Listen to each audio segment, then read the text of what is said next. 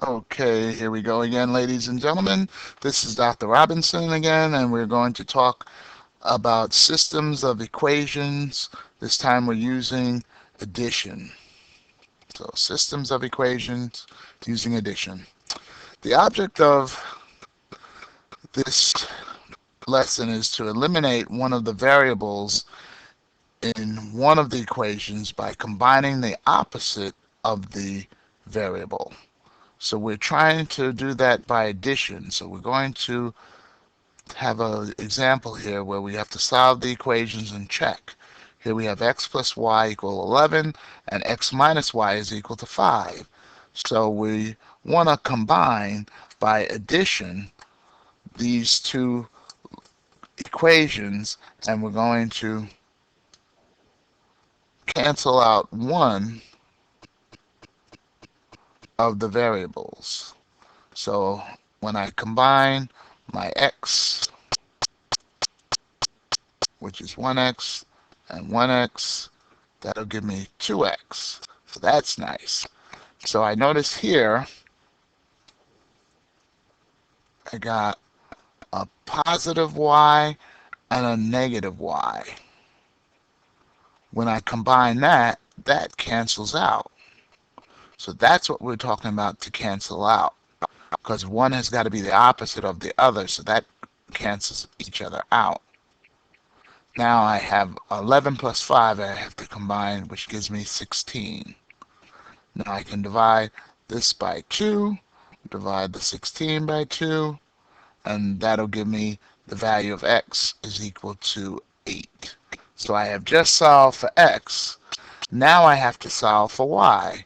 Now if I go back to my original equation, x plus y equal 11, and I know that x is equal to 8, if I add some number called y to equal 11, all I know is, let's minus 8 from both sides, y has got to be equal to 3. So I know now the value of x and the value of y, and I can go to the other equation. Let's just split that real quick. There, the other equation, x minus y equal 5. I know that x is equal to 8, I said, and y is equal to 3. I'll put that inside my equation here. 8 minus 3, and that should equal to 5. And it does check out that 5 is equal to 5. So I know the value now of x and y. X is equal to 8 and y is equal to 3. So notice again what I did. I had to combine the two equations to cancel out one of the variables. So x plus x gave us the 2x, the plus y and the minus y canceled out. And then I combined my numbers. 11 plus 5 gave me 16. Then I solved it for that remaining variable. So x I found out was 8. And then I went back to the equation, the original equation, and I'll just move some of this stuff so we can see it a little bit better.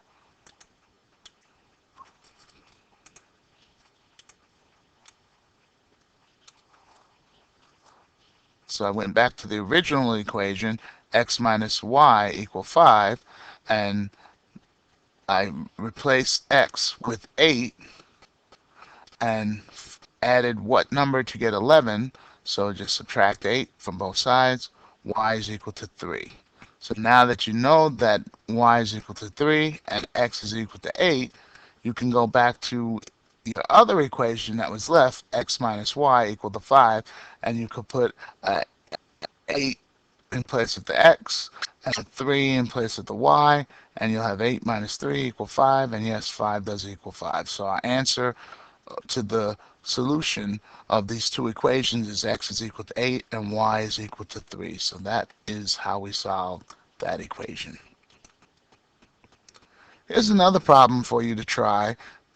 It's similar to the other. The object is to cancel out one of the letters by using addition to add the opposite. So here I notice I have a negative x and a positive x, If I add those up, it's going to cancel out, and I'll be able to solve it for y. So see if you can do that on your own and find out what y is, and then remember, go back into your equation and check, once you solve for y, what x is, and then check in the other equation what is x and y if it equals the other answer. So it's a good question. Check your understanding, see if you understand it so far. If you don't, write down your questions, bring them in, and we'll talk about them in class. Here's another question. Solve the equations and check. So here we have x plus 3y equal 13, and we have x plus y is equal to 5. So we want to solve for x, but I notice when I add, I'll add up x plus x, that'll give me 2x, and 3y plus 1y will give me 4y. Hey, nothing canceled out. So what do I have to do in order to get them to something to cancel out? Well, if one of these were negative, suppose I wanted to make this negative,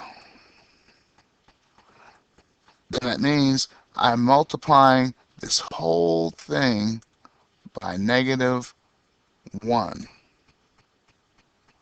So by negative 1, that's going to give me negative x minus 3y equals negative 13.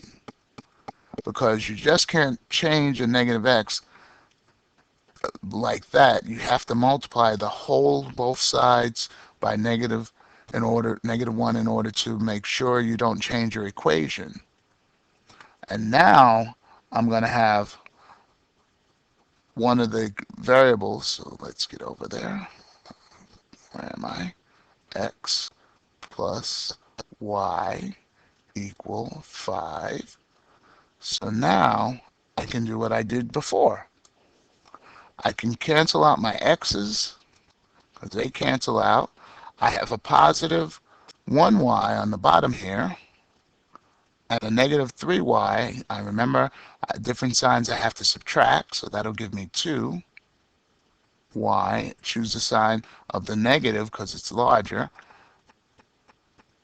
So I get negative 2y, and I have negative 13 plus 5. And again, I remember I cannot add them, I have to subtract. So that gives me 8, and choose the sign of the negative because it's 13 is a larger digit than the other one. So now I have to divide both sides by negative 2. Divide by negative 2. And my 2's will cancel. Negative 2's will cancel out, leaving me with y. Negative 8 divided by negative 2 gives me positive 4. I have just solved for one of the variables. I know that y is equal to 4. Now, since I know that y is equal to 4, I can go back to the other equation over here, way over here. I'm going to try this one right here. And I see x is equal, I'm sorry, I have x plus y I found out a minute ago was 4 equals 5. So all I have to do is solve for x, minus 4 from both sides, and I'll have x equals 1. So now I know x, and now I know y. So x is 1, y is 4. So let's go back to the original equation, and I'm going to check this. So here's my check over here. And I'm going to check it in this first equation. I know x is equal to 1 plus 3 times y, which is 4.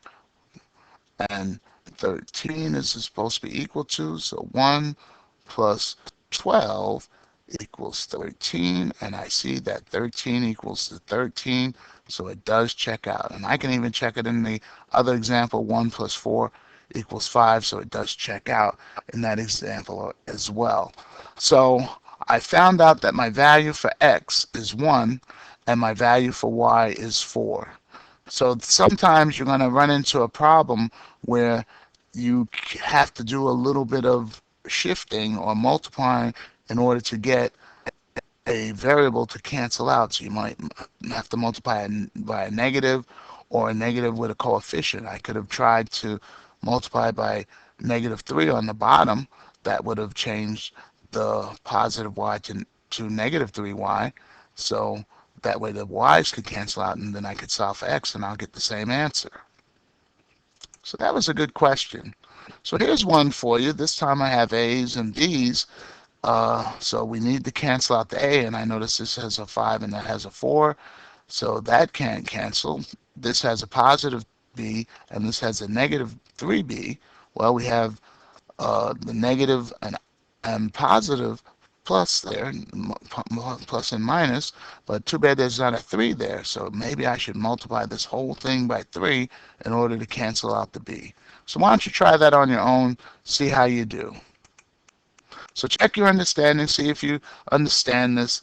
If you're still uncertain, write down your questions. I hope you got something out of this video, and hopefully you'll understand it. If you need to rewatch it, please do. So this is Dr. Robinson signing out. I'll see you on tomorrow. Bye-bye.